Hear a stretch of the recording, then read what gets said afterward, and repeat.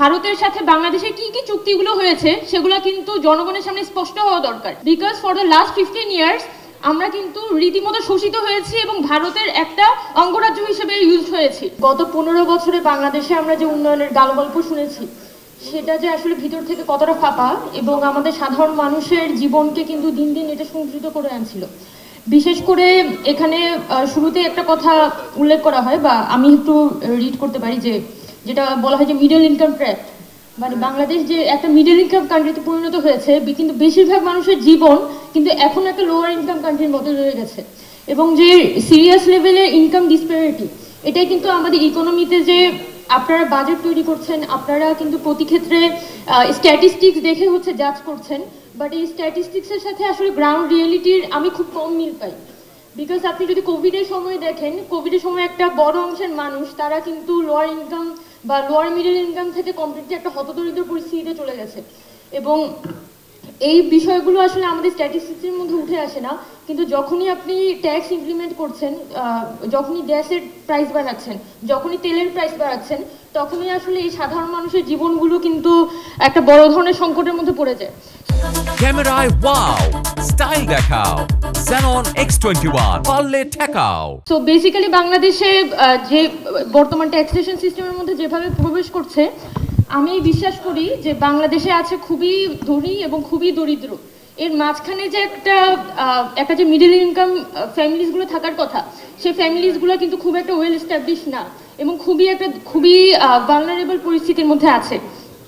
So এখানে মানে recently গভর্নমেন্টের পক্ষ থেকে তারা যখন বাজেট নিয়ে চিন্তাভাবনা করছে, তখন কিন্তু কিছুটা তারা হচ্ছে অ্যানুয়াল ডেভেলপমেন্ট প্রজেক্টের বাজেটগুলো কমানোর কথা বলেছে। একই সাথে হচ্ছে তারা যেটা ইন্টারেস্ট পেমেন্ট, সেখানে কিন্তু তারা ইনভেস্ট করার কথা, মানে এখানে তারা বাজেট অ্যালোকেট করার কথা ভাবছে। কিন্তু এই যে ডেভেলপমেন্ট প্রজেক্টগুলো, সেগুলো আসলে কতটা ফিজিবল, সেই ফিজিবিলিটি নিয়ে কিন্তু যথেষ্ট পরিমাণে আমি দেখিনি স্টাডি হয়েছে। বিশেষ করে আমাদের বৈষম্যবিরোধী ছাত্র আন্দোলনের পক্ষ থেকে খুবই স্পেসিফিক্যালি আমরা বলেছিলাম যে ভারতের সাথে বাংলাদেশের কি কি চুক্তিগুলো হয়েছে সেগুলো কিন্তু জনগণের সামনে স্পষ্ট হওয়া দরকার।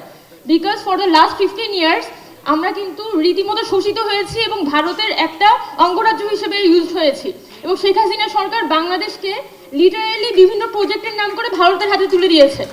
সো স্টিল নাও আমাদের গভর্নমেন্ট কিন্তু আমাদের কাছে স্পষ্ট করেনি যে ভারতের সাথে বাংলাদেশে কি কি ধরনের চুক্তির মধ্যে দিয়ে গিয়েছে। এবং শুধুমাত্র এটা ভারত না, এটা রাশিয়া এবং চায়নার ক্ষেত্রেও একইভাবে খাটে।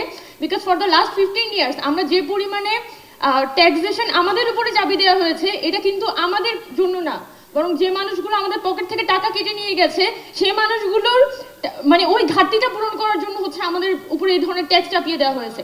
So it's very sorry to say যে গভর্নমেন্ট কিন্তু এখনো পর্যন্ত এই বিষয়গুলোকে খুব বেশি সিরিয়াসলি নেয়নি। আর থার্ড অফ অল, যে এখান থেকে আসলে আসে যখন আমরা বলছি যে মানে মিডল ইনকাম ট্র্যাপ। সো এখানে একটা খুব সিগনিফিক্যান্ট কথা, মানে একটা লাইন ছিল যেটা আমার কাছে মনে হয়েছে অনেক বেশি গুরুত্বপূর্ণ। আমি একটু রিড আউট করছি।